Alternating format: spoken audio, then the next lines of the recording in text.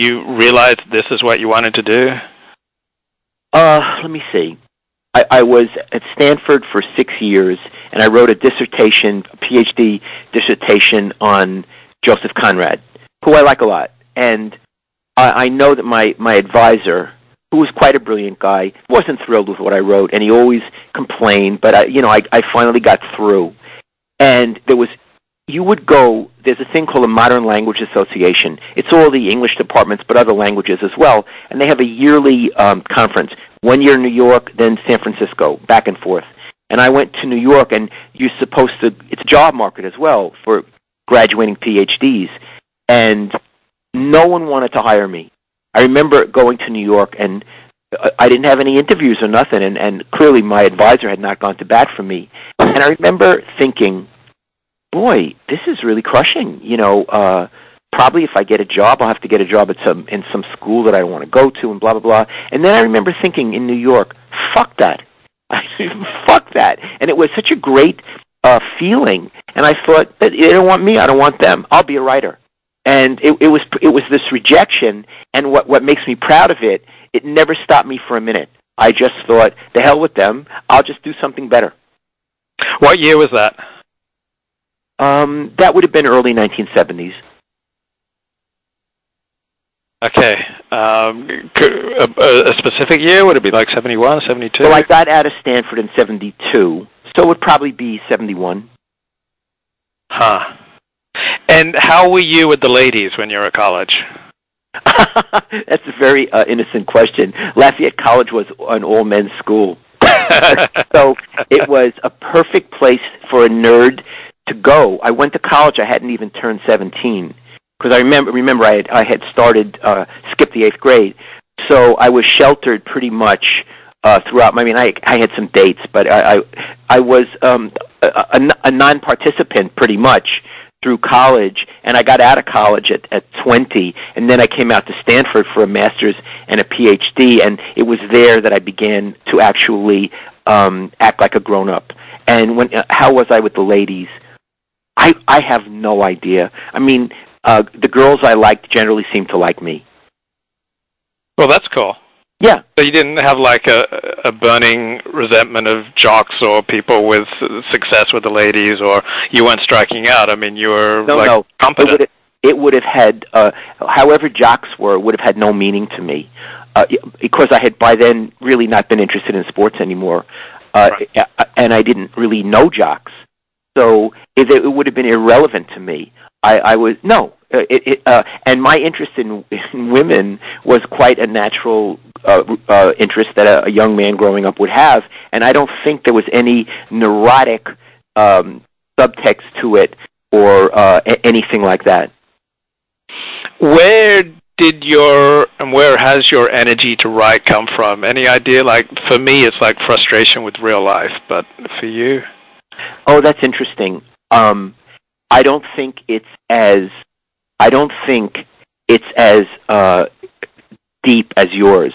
I'm not frustrated with real life. I'm actually quite a well-adjusted, quite a happy person.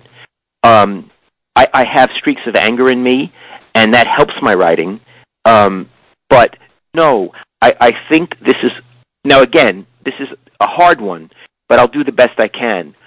I'm in love with words, and I love to put them down on paper or in a computer screen. I love to translate life, visual life, auditory life into words. I love to do that. In addition, I love to have my say.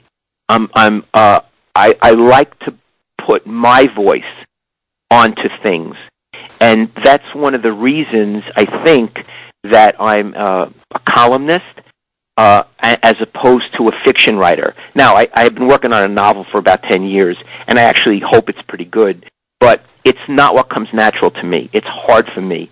What comes natural is my voice, my tone imposed upon life or sports or whatever.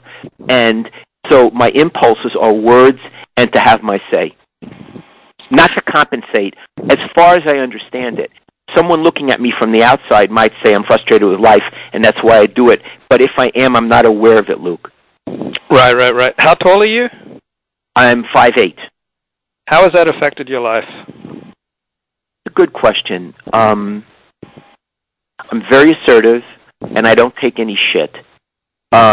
It's possible to say that I'm overcompensating for being short.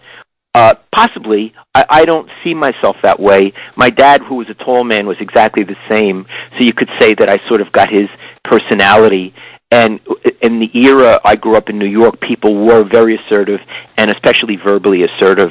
So I would have fallen into a whole population of people short, medium height, and tall who acted in similar ways. I don't know that being 5'8" has affected me. It certainly hasn't gotten in the way of anything I ever wanted to do in my life. Out of your 63 years, how many of those years were happy? Boy, that's a really good one. Let me think a minute. I was very happy as a child until about age 11. And then through my teenage years, I felt miserable. I was happy in college. I would say once I got to college, I was very happy, and I was happy all the way through Stanford. That was a wonderful time. And then when I became a writer, it was an adventure. I worked for 15 years at the Chronicle, and the last 7 or so, I was very unhappy. That might have been the most unhappy period of my life, and I wasn't getting along with management there, and they weren't getting along with me. And eventually I left there and went to the Santa Rosa paper, and I've been happy again. So I'd say, actually, I've been pretty much a happy person and very fulfilled in what I do. I mean, Luke, I get paid to write, and I don't have a suit. You know what I mean? I don't have to. My newspaper is 65 miles away from my house in Oakland, so I only go there for meetings occasionally, maybe 4 times a year. I'm completely autonomous. I write, and I get paid a good living. Who was the first person who told you you're going to be a writer for a living? Me. Clearly me. But what happened was, I said I'm going to be a writer for a living. And from the way I understand this, Luke, it so has to come from in you. I didn't ever need any validation from outside. I needed them to accept my work. I didn't need them to tell me I was good. That's a different thing. I didn't need anyone to say, "Oh, Lowell, you're a terrific writer." I didn't need that.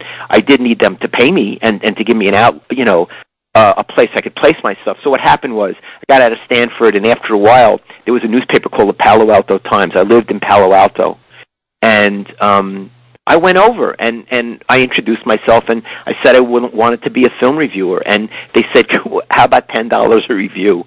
And so I said, "What the hell?" So I started actually as a film reviewer there, and I did that for a while. But while I was doing that, I began to freelance articles for local magazines in the Bay Area, sports, and for Sports Illustrated. I sold myself very quickly to Sports Illustrated.